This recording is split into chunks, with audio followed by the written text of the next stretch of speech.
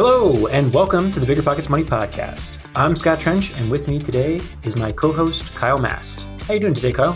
Hey, Scott. I'm hoping to jump in today with you and just have a great show. We are so excited to bring financial independence to everybody, make it less scary for everyone, to introduce everyone to different money stories, because we truly do believe that financial independence is attainable for everyone, no matter where or when you're starting. We've got a great episode today, everybody. We've rounded out some of the most interesting personal finance headlines, and we're going to dissect them one by one. We chose some really opinion-y ones as well, so this should get interesting, and hopefully Kyle and I will disagree a few times. Yeah, this should be really good. We're talking salaries. Is a $100,000 salary even enough anymore? What can you do to reach financial independence and retire early, even if the cost of living is going up? That and so much more is coming up on this episode, so it's going to be a lot of fun, so stay with us. Awesome. Well, let's jump in. All right. First headline today is from CNBC. Why a $100,000 income no longer buys the American dream in most places. And the American dream is defined here as what we all picture: owning a home with a white picket fence high on a hill, having a family, going on vacations, and one day being able to retire in comfort. So some of the key points from this article: 52% of Americans surveyed by CNBC say they would need more than $100,000 a year to be comfortable. A Go Banking Rates report that used the 50-30-20 framework and applied it to a hypothetical family with two adults, two kids, a home and a car, found that in all 50 states, you would need more than $100,000 to apply the 50-30-20 rule. And in 38 states, you need $140,000. Wages have not kept up with cost in the past 50 years, and Americans are saddled in debt with $1.8 trillion in student loans and $1.1 trillion in credit card debt. So Kyle, can you react to this? And also, would you mind framing what the 50-30-20 rule is in this context for folks who are not familiar? Yeah, basically that, just real quick, the 50-30-20 is 50% is like of your budget is your main necessities. 30% is discretionary. 20% is what you save. And that's a very broad rule, the rule of thumb as far from a budgeting standpoint, but that's what they're using here. It's not something that like me or Scott are actually saying we would apply, but that's what this article is thrown in. My first reaction right off the bat is that yes, 100,000 obviously does not buy what it used to. I think that's a pretty obvious thing. And I think that's pretty easy to back up with a whole bunch of data. And that's just the nature of inflation. But what do you think? Yeah, well, first I want to gripe about the American dream, right? Like that is not my dream. And I think that dream is shifting a little bit. I think that the dream for many is now moving towards a financial independence space. And that might just be because I'm in this bubble of the FIRE community, and here at BiggerPockets, that's what most people are looking for. But it seems like it's a real thing and is a trend, especially among younger generations like Gen Z and millennials, that is really the big goal, not just to have the house on the hill, but also to achieve financial independence with that. And I think that $100,000 a year is a great start. It's an excellent amount of income to save if you're going to be very aggressive about it early in your journey. It's not enough to get ahead with if you have a family, if you have kids, if you want to live in a nice, comfortable area and send your children to good schools, for example, and get ahead. You will have to generate more income than that. But for someone who's trying to get ahead and using and maybe starting from a position like that without those burdens, they should like if you're willing to make big sacrifices, you could save $30,000-$40,000 a year by living well below your means, probably in most places around the country. You will not be living at the median level, right? With peers that be maybe making that. But when I started my journey as a single person making $50,000 a year 10 years ago, that was enough to really save up $20,000 a year with significant sacrifice. And so I think it's all about perspective, right? Take the 2.5 kids and a dog and a good school district and those demands. No, $100,000 is going to get you by, and you're not going to be getting all the things you want. You might be able to have the picket fence, the house with the picket fence, but not in the good school district. You might be able to have a nice car, but not the nice house, right? And you're going to have to make trade-offs at that level. And I think that's the reality of what's going on in America today. Well, I don't like it when an article puts people into a box and says you can't do it if you don't make this amount of money. Because I've worked with enough clients in my financial planning firm. I didn't work, for the most part, super high net worth clients. I worked with some, but not many. Most of them were middle class. I mean, and I would say middle class, maybe some upper middle class, and I had clients that had better money habits than people that made $500,000 a year and saved more, had more assets because they knew how to manage it. They knew how to find happiness and joy in small things, in things that were important to them. So that's what I would just encourage people. When you read something like this, don't get discouraged and think, man, I make $66,000 a year, I'm going to be stuck forever. That is not true. That is definitely not true. Don't read this and think that. The other thing that I would say, the biggest thing that I would say when I read this article that jumped out to me, is that we all need to know the water that we're swimming in. And what I mean by that is that we are swimming in an inflationary economy, an inflationary world economy. Our world economy is built on central banks and inflation and how they create monetary policy. And I know that's a lot of like monetary mumbo jumbo coming out real quick. But what I mean by that is that you need to understand that your buying power is going to go down over time. So you need to adjust your investments, your savings, your lifestyle, your financial plans to account for inflation, and that your $100,000 salary is not going to buy the same amount next year as it does this year. So what are you doing? Are you buying something that inflates over time naturally? Play the game that the government is giving you to play. Don't play against them. So make sure you have some sort of inflationary hedge as you're going forward, whether that's investments, whether that's some sort of commission deal with your employer that is adjusted for inflation over time. There's all kinds of different ways, but just know that that's where we live. You need to be aware that that's the monetary environment that you're in. It hasn't been that way always in history, but that is definitely the world we are in for the past 100 years. And it doesn't seem like it's going away anytime soon. For me, the way that I wanted to, I thought when I started my journey towards financial independence at 23, graduating from college, this was kind of instinctive, right? Like, how do I save as much as I possibly can and put it to work immediately so that most of my income will come from my wealth as early in life as possible. And again, $100,000 would have been, even adjusted for inflation over the last 10 years, would have been way more than enough to kickstart that journey for me as an individual at that point in time. But again, it would be very difficult today with my wife, baby, and, perhaps more family members down the line.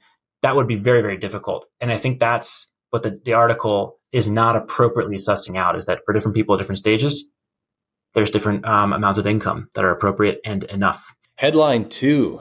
Is it a good idea to borrow from your 401k or IRA to buy a house? This is from USA Today.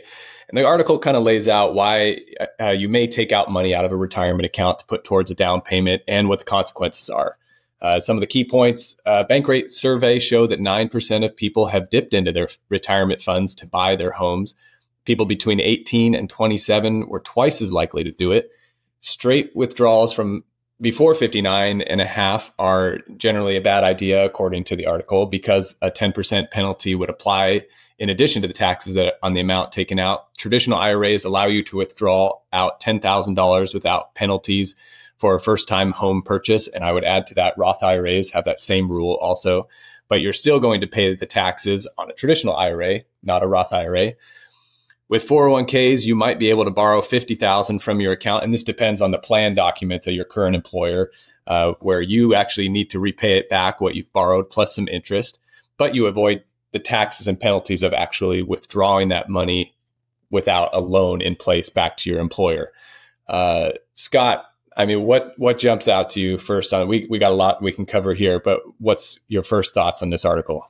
Yeah, well, look, I always like to start the discussion around housing by reminding everyone that a home is an expense, not an investment, right? So the way we need to think about housing is like, if you think your primary home is an investment and you're trying to move toward financial freedom, something is wrong. It can be part of your net worth, whatever, there's those discussions, but the more house you buy, the less long-term wealth you're likely to accumulate. So it's not the same as buying a rental property or buying, that's intended as a true investment, or buying a stock or anything like that. It is how can I afford the lifestyle that I want? Or how can I achieve the lifestyle I want most affordably here? Right now, In most places around the country, it is cheaper to rent than to buy unless you intend to live in the place for a very long time. Let's call it 10, 15, 20 years. You have to assume that appreciation is going to be very high or that you're going to live in a property very long to offset the transactional costs and the much higher mortgage rates or the high relative, the huge jump in mortgage rates relative to rents in many areas around the country. So from a pure financial situation standpoint, I think that many people, maybe most people, will find renting attractive to home buying. And that's totally fine. You're not behind if you choose to rent rather than buy. That said, at different stages in life, certain people want to own their home, right? That's me right now, right? 2024 has rolled around and I said I've house hacked for the last 10 years or rented, and I want to live in my home forever. That is, or not my forever home, but the next 20 years home where my kids will grow up, my child will grow up, right? And we'll raise a family. So I bought a home. I probably would be much better off financially renting over the next couple of years, unless I actually do live in that place for the next 15 to 20 years, which is my current plan. To answer the article's question about should you borrow from a 401k or Roth IRA to buy a house, I think that's a mistake. I think if you're going to buy a forever home, that you should be saving up for it outside of these other vehicles and knowing that this is an expense, not an investment. Going back to that 50-30-20 rule, right? I'm going to take some of this and put it towards my future house, but I'm going to take other parts and truly invest it. The exception would be house hacking. House hacking can often be a much more powerful way to build wealth than leaving money in a 401k. And I would absolutely go back and tell my 23-year-old self to prioritize buying a house hack over putting money into a 401k or Roth IRA. I just want to react to Scott's comment on the house hacking piece.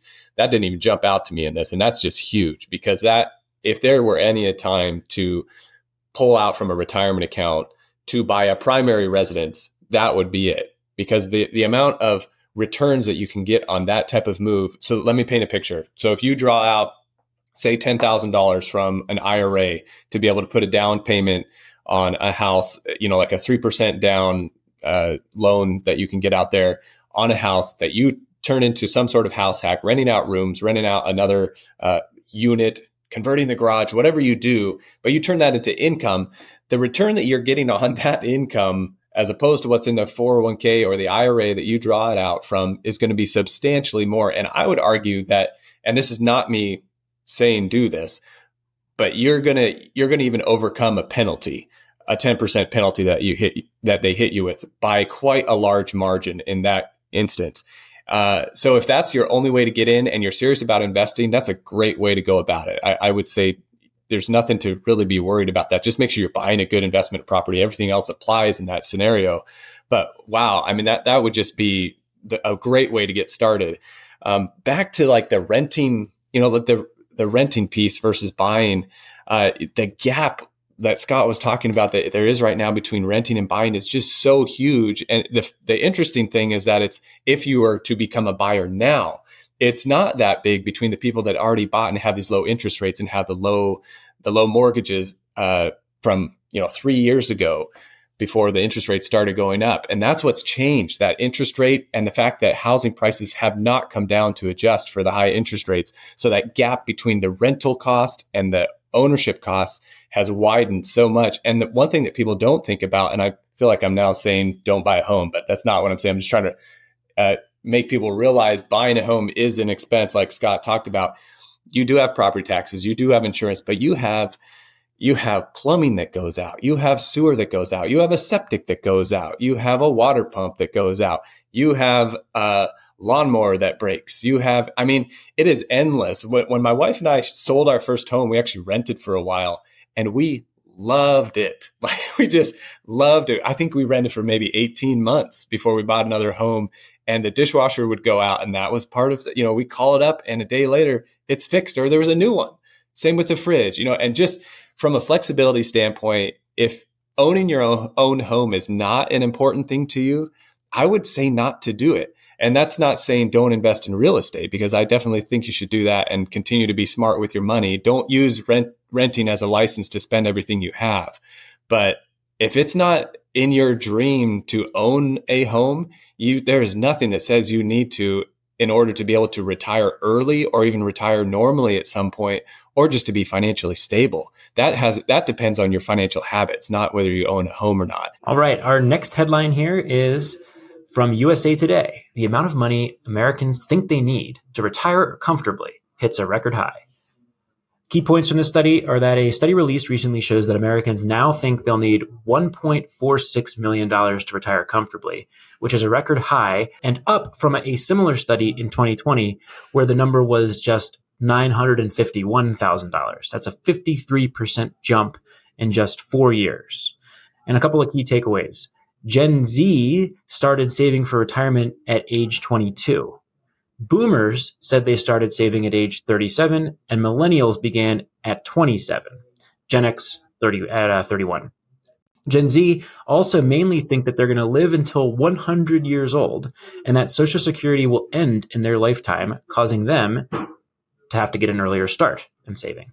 The study also found that when people are thinking of their retirement amount, they're not factoring in any taxes into that consideration. So what do you think, Kyle? What's your reaction to this set of key takeaways in this headline? Well, the first thing I think of is just the incredible impact of the FIRE movement. Is like, I look at these numbers from the Gen Z, the Gen X, the millennials, and the boomers.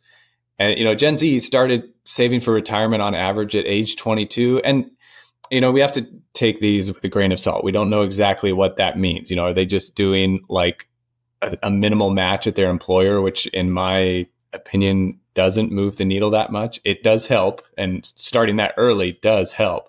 But you kind of need to get more aggressive than that. So we don't know, but it's interesting to me that Gen Z has grown up with an additional message that the boomers did not have. This financial independence, retire early, or flexibility message. The Gen Z, they grew up hearing that there are some people that are retiring at age 30, or they're switching to, they're a librarian full-time or half-time because that's what they wanted to do, because they saved a whole bunch in the first 10 years of their working at their $50,000 to $100,000 job. And they saved it up. They bought a couple rental properties, and now they can work a $40,000 a year job to supplement their investments. So this is a message that they got that Gen X didn't get, the millennials got a little bit, and the boomers didn't get. So it in my opinion, I think it's impacted how people are saving. And you throw into that the scare of losing Social Security, or quote, losing Social Security, or minimizing it over the years. And that plays into it for sure. What else do you think, Scott? That's my initial kind of fun reaction. One of the things that the article calls out that I found really interesting was they're like, and the article portrays this, in my view, as like kind of a gap between expectations and reality. But they said that Gen Z has $22,800 saved up for retirement, and think they'll need $1.6 million in retirement, and think they're on track to get there. And it makes it seem like, oh, they're not on track. But like, they are on track. Gen Z is from 12 to 27, right, as of 2024. So if you're listening to this podcast right now, in the weeks after we record it, the Gen Z population is between 12 and 27, and their average amount they have saved for retirement is $22,800. And if they just save $250 a month for the next 40 years, they're going to come out with $1.4 million towards retirement. And they're probably going to do better than that over a long period of time, or have every bit of potential to be able to do better than that. So I think this generation is going to do very, very well. And that's before any, and they're not assuming anything, is what I'm hearing. No Social Security, no government benefits, no inheritance from family or, parents or other relatives. So I am very bullish on the Gen Z age bracket, and think that they're going to be in pretty good shape. Not all of them, but as a generation, I think this is going to be a very strong one. Jumping down a little bit more, just the actual numbers that people are throwing out there, like these FI numbers, the, 1.5 million, 900,000, 500,000, what does someone need to retire on? And as simple as that sounds, to just throw a number out there, it just does not work that way. It is not that simple. And thankfully it's not that simple. And what I mean by that is, if it was always just, one size fits all, if life throws you a curveball, you can't adjust to it. So if you need 1.5 million to retire and have $60,000 in income, we're not talking about taxes, anything, we're talking about 4% rule, kicking it out, 60,000 a year indefinitely for your retirement income. That's an easy way to look at something, but you're missing so much of the picture. Like, what do you want to do when you retire? Do you want to sit on your duff and do nothing? Do you want to rent out your garage to people as they come by? And my parents have a Christmas tree farm. Excuse me. They have a hazelnut farm now. So they have hazelnuts and they love to RV also. So this is called a Boondocker's Welcome. It's like this community of people that you can allow people to stay at your place and just host them. And they're, essentially retired. My dad still farms because he loves it, and probably always will. But people need to think about, what do you want to do in retirement? And what they want to do is like host people and talk with people and be hospitable. So in retirement, do you want to be hospitable? Do you have an extra room that you can rent out as an Airbnb? Do you have an extra part of your house that you can rent out when your kids are gone as an Airbnb? Your FI number, your financial independence number, can be a whole lot lower. There's some risk there, knowing that you need to produce this income in a different way, but there's nothing wrong with that. I mean, that will actually probably let you live longer if you're doing something you love sooner rather than later. So it's not as simple as save 20,000 a year into your 401k until you hit 1.5 million and then quit your tech job and ride off into the sunset. It's not that easy. It's not that boring either. It's a lot more fun than that. Yeah. And then, I'll just throw out there that, look, 951,000, 1.6, 1.46 million, those are numbers, right? Like, it comes down to how much is enough for you. What do you want? And, I always go back to the 4% rule. If you want to spend $40,000 a year, you need $1 million, right? You can withdraw 4% on a 60-40 stock bond portfolio and have a very high probability of not only not running out of money, but also seeing your portfolio grow over the following 30-year period. You want to spend $60,000? That's 1.5 million. So people want to spend $60,000 a year now, apparently on average, according to the survey. Like that's a very reasonable target for a Gen Z or millennial, I think, to hit over a lifetime. It may be a little out of reach for Gen X or baby boomers who are just getting started. But that's not a surprising or, I think, scary number for folks who are, again, earlier in the careers these days, earning around a median income. Yeah. And another piece to the puzzle too, that the article touches on a little bit and people overlook all the time, is the tax situation. Like, how much of the money do you keep? What is your money invested in? You're talking about, so let's go with the 1 million number for $40,000.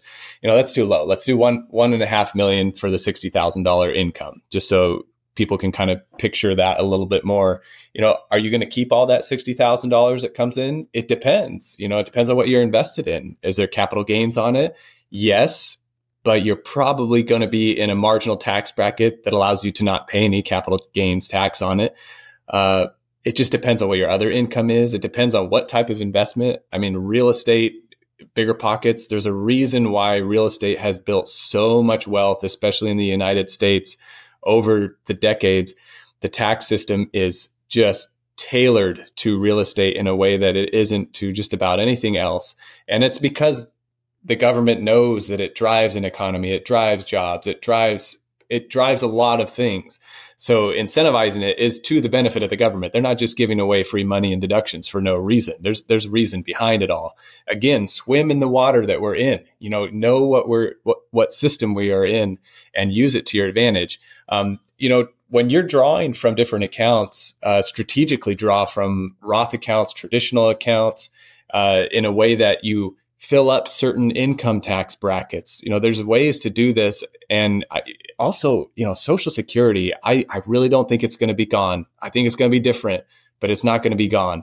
And you need to know that system. I can't tell you how many clients have gotten it wrong, withdrawing Social Security as a spouse, as a surviving spouse, as a, delaying it till age 70. There's all these rules, and you have the responsibility to know the rules, especially as this system changes in the future. We did an episode on this a year or two ago with Jeremy Keel about whether Social Security is running out. And it's not running out, right? It's not like, oh, Social Security. So yes, the Social Security system is unsustainable in its current form. in a truly long-term sense, unless certain things about the population demographics change. But that doesn't mean it's going to go from like whatever, current retirees get, millennials and Gen Z get nothing. It'll be some percentage of it, and it'll be most of it, right? If the program continues. And so that is a much more reasonable thing to expect. I love the fact that Gen Z and millennials are not planning on any. That is wise. That's how we should plan. But what's probably going to happen is that most of the Social Security benefit, if not all, will be there at the time that we retire. So I think that that's a better way to frame the discussion around it and think through it. And I think that's a great call out on the Social Security piece. All right, headline number 4. Here comes a good one. Guilt tipping is getting out of control, but signs show consumers are pushing back. This is from CNBC. And you know what we're talking about here, where you come up to the cash register, they flip the thing around, and it's like 75% tip on top of there, and they expect you to just hit the button. That's what we're talking about. Okay, maybe not 75%. I've never seen that. I've seen 30. That's the highest I've seen. Studies show that since 2020, tipping culture has been more invasive. There is now software like Square where you pay using an iPad and you're automatically prompted for a tip. But generally, there's a real tipping push that has been happening here in this country, but has really just blown up in recent years. So let's get into it, Scott. What do you think? Kyle, I'm looking forward to seeing if you're as generous with your tipping as you have been with your tips today so far in the other sections we've discussed. Nice. No, I think that, this is inflation, right? That is what it is, right? This is inflation that's not going to show up in the official CPI report, but it is absolutely there, right? And instead of raising prices to deal with the higher wages that's going on, lots of places are asking customers to take care of the costs of employees, right? That's how they're able to pay, whether or not they're changing wages for employees, those employees are getting more compensation in doing this, right? And it's annoying and it's a bad experience, I think, for the customer because you're faced with a decision each time you do it. And look, for me, like it's just so qualitative. I'm sure everyone's gonna have an opinion on this, but like I'm a busy guy. I got the big title here at BiggerPockets. I got a little baby. I got a wife. If someone flips the frickin' screen around at most places and it's not takeout, like I'm not actually just picking it up, I put in the midpoint usually of the tip and they get the money out of me because it's just easier and I don't want to have to deal with that experience. That's probably a wuss thing for me and I'm probably going to get beat up, rightfully so, in comments on this, but that's how I view it. What it does change for me though is I go more frequently to places that don't put me through that experience and I don't come back to the places that do. So I've been eating a lot of Chipotle lately. I don't get that at Chipotle. I don't have that decision face there. Right. And I also am more inclined to just go and sit down at the restaurant. Right. Because like if I'm going to get breakfast, like why don't I just take my computer and get a meal that's brought to me if I'm going to pay tip on the meal anyways for that. So that's how it's changed my personal behavior in this. What do you think, Kyle? Yeah. I mean, I think maybe I'm just old fashioned and we're both going to get beat up in the comments. It doesn't matter what we say on this one. Like this is such a red hot issue. But when I was in college for the summers, I worked at a resort and I worked in golf. I worked in valet. I worked in bell service. I worked at the front desk. We did all these different jobs. It wasn't like a hotel in a very high end city where tipping is just a given thing. But I remember how exciting it was to get tips when you do a really good job, like an exceptional job. And some people would give really good tips, like we're several $100s all of a sudden for just doing something that you thought wasn't all that. I remember one guy left his wedding ring in his golf cart and they were having a business meeting at like 8 p.m. in the evening. And they called and we ran and like went through all the golf carts and found it and gave a huge tip for it. But when I think of tipping, I think that experience has shaped what I think a tip should be given for. I think they should be generous. I think they should be non-guilt ridden when a job is done exceptional. I don't think that they should be assumed, and I don't think that they should be given for a normal job. I think a normal job should be paid for by the employer, and the employer should adjust prices accordingly. But, we are in this weird transition time that you made a really good point on inflation of the employers kind of pulling at this inflation lever, but not trying to pull too hard on the customer. And maybe the customer doesn't feel it as much from the tipping, but now the customer is feeling it and starting to resent it. So I would say, when they flip the screen around, I'm more inclined for the no tip. Oh boy, someone's going to throw me in the comments. hit no tip, but I am also much more inclined when someone who does just a phenomenal job to do a tip that, would pay for like 20 coffees or something. And I just think that's a much more fun way for me to live in the experience of tipping people and have an impact. And I think we'll go also another thing that, is thrown into some of these stores is, will you round up for the children's hospital? And here's another one where I'll probably get ripped in the comments, but I am very intentional. Me and my wife are very intentional in our giving, and we give, and we will give where we decide to give. So I say no to all of those things too.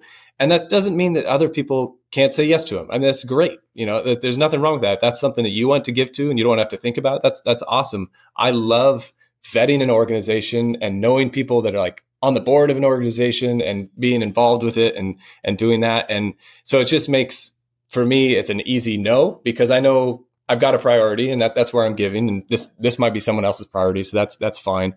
But yeah, any other thoughts on that piece, maybe, Scott?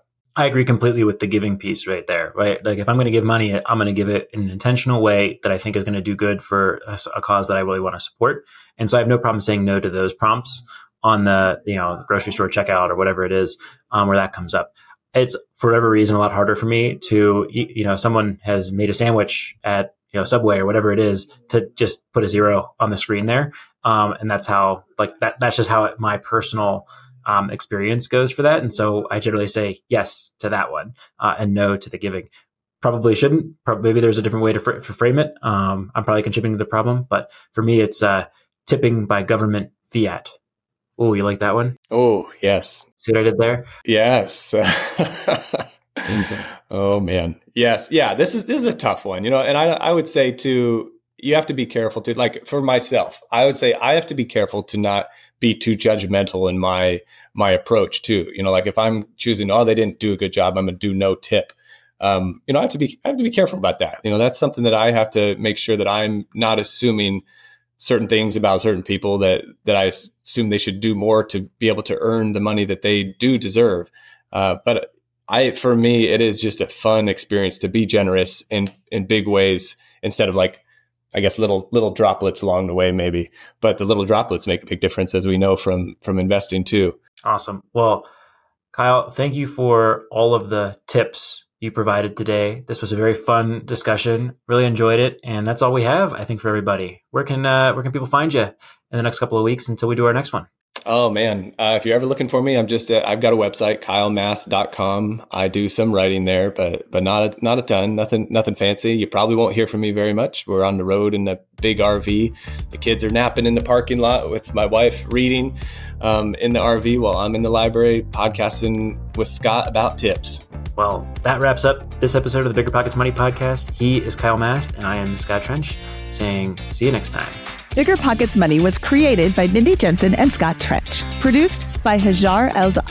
Edited by Exodus Media. Copywriting by Nate Weintraub. And lastly, a big thank you to the BiggerPockets team for making this show possible.